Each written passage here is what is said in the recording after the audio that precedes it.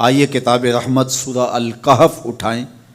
اللہ تعالیٰ نے ایک واقعہ بیان کیا ہے حضرت موسیٰ اور حضرت خضر علیہ السلام کا، کہ حضرت موسیٰ علیہ السلام عزم مصمم کر کے جب چلے تو اللہ فرماتا ہے کہ ہم نے حضرت موسیٰ علیہ السلام کو جس بندے کی نشانی بتائی تھی وہ بندہ ان کو وہاں مل گیا۔ سفید چادر اوڑھے حضرت خضر علیہ السلام وہاں لیٹے ہوئے تھے، تو یہ جا کے ان کے پاس کھڑے ہو گئے کہ حضرت میں آپ کی خدمت میں اس لیے آیا ہوں کہ اللہ نے آپ کو جو خصوصی علم عطا کیے ہیں میں ان کو سیکھنے کی غرض سے آپ کی چوکھٹ پہ آیا ہوں۔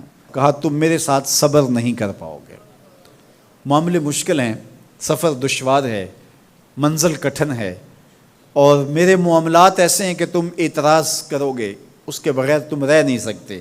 حضرت موسیٰ علیہ السلام نے کہا اگر اللہ نے چاہا تو آپ دیکھیں گے میں صبر کروں گا اور آپ کے کسی حکم کی کسی کام کی میں نافرمانی نہیں کروں گا، کسی کام کا انکار نہیں کروں گا۔ کہا کہ اچھا شرط یہ ہے کہ جو میں کروں اس پر تم اعتراض نہیں کرو گے، سوال نہیں کرو گے، یہاں تک کہ میں خود ہی نہ بتاؤں۔ تو کہا کہ یہ شرط ٹھہری، میں کوئی بات نہیں کروں گا۔ فانطلقا، دونوں چل پڑے، دریا کے پار جانا تھا۔ جو کشتی کا مالک تھا، کشتی بان تھا، وہ حضرت خضر علیہ السلام کو جانتا تھا تو اس نے کرایہ بھی نہیں لیا، لیکن جب کشتی پر سوار ہوئے تو عصا مار کے حضرت خضر علیہ السلام نے کشتی کا ایک پھٹا توڑ دیا۔ تو بے ساختہ حضرت موسیٰ علیہ السلام نے کہا آپ نے پھٹا توڑ دیا، یہ سارے ڈوب جائے؟ کہا میں نے کہا تھا نا تم میرے کاموں پہ صبر نہیں کر پاؤ گے۔ تو حضرت موسیٰ کو یاد آیا، کہا میں بھول گیا تھا، اس پر مواخذہ نہ کیجیے۔ پھر دونوں چل پڑے، بچے کھیل رہے تھے، ایک خوبصورت لڑکا وہ بھی بچوں میں کھیل رہا تھا۔ حضرت خضر آگے بڑھے اور اس کی گردن مروڑ دی، اس کو قتل کر دیا۔ صاحب شریعت تھے حضرت موسیٰ علیہ السلام، نہ رہ سکے، پھر بول پڑے ایک جان کو بغیر کسی جان کے بدلے میں قتل کر دیا، اس نے گوایا کیا تھا ہمارا؟ آپ نے بہت ہی جو ہے وہ غلط کام کیا، یہ کام اچھا نہیں کیا آپ نے۔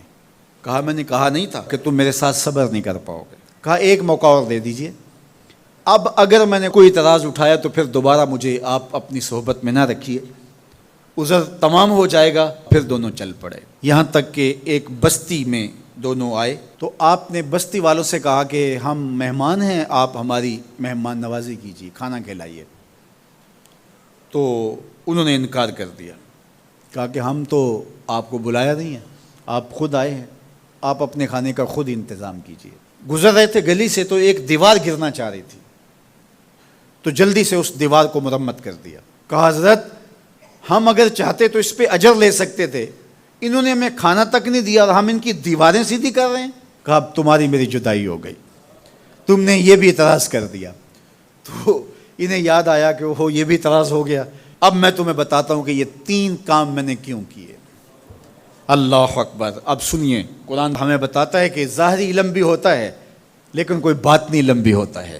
کہا وہ پہلی بات کشتی والی سنو، یہ 2 مسکین بچوں کی کشتی تھی، ان کے گھر کا چولہا اس کی کمائی سے جلتا تھا۔ دریا کنارے کنارے ایک ظالم بادشاہ رہا تھا جو لوگوں کی کشتیاں چھین رہا تھا، ہم نے تھوڑا سا عیب لگا دیا، وہ ٹوٹی کشتی چھوڑ کے چلا گیا۔ اب وہ تھوڑے سے پیسے لگا کے کشتی مرمت کرا لیں گے، گھر کا چولہا جلتا رہے گا، بتاؤ اچھا کیا یا برا کیا؟ کہا رہی بات اس بچے کی جس کو ہم نے قتل کیا، اس کے ماں باپ مومن تھے، نیک تھے، صالح تھے، بچے نے بڑا ہو کے بہت برا ہونا تھا، ہم نے اس کو قتل کر دیا، اللہ اس کے بدلے ان کو بہتر اولاد دے گا۔ علماء تفسیر نے لکھا ہے اس بچے کے بدلے میں اللہ نے ان والدین کو ایک بیٹی عطا کی جس کی نسل سے 70 نبی پیدا ہوئے۔ دیوار کی کہانی بھی سن لیجئے، یہ شہر کے 2 یتیم بچوں کی دیوار تھی اور اس کے نیچے ان کا خزانہ تھا اور ان کا باپ بڑا نیک تھا۔ خزانہ دیوار کے نیچے ہے، دیوار گرنا چاہ رہی ہے، کسی معمولی دھکے سے گر جاتی۔ 2 ہی صورتیں تھیں، یا وہ بچے خود اپنا خزانہ اٹھا لیتے یا لوگ اٹھا کے لے جاتے۔ لوگ اٹھا کے لے جاتے پھر بھی ہاتھ میں کچھ نہ آیا، اور اگر وہ خود اٹھا لیتے تو بچے ہیں، بچپنے کی وجہ سے وہ اس کو اڑا دیتے۔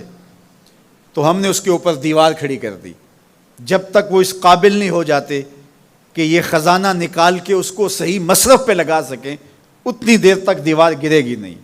اللہ اکبر۔ وہ کسی وجہ سے دیوار قائم رہے گی، اور جب وہ اس عمر کو پہنچ جائیں گے جس عمر میں وہ اس خزانے کو سنبھال سکیں گے تو پھر دیوار خود بخود گر جائے گی اور یہ خزانہ نکال کر کے اپنے کام پہ لے آئیں گے۔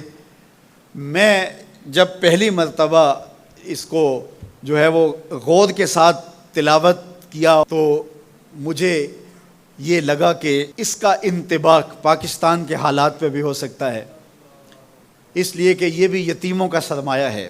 کتنے یتیم روتے بلکتے رہ گئے اور ان کے سر سے جو ہے وہ سائے اٹھ گئے اس وطن کے لیے، لیکن میرے مالک نے اس ملک کے خزانوں پر گہرے پہاڑ اور بڑی بڑی دیواریں کھڑی کر دی ہیں۔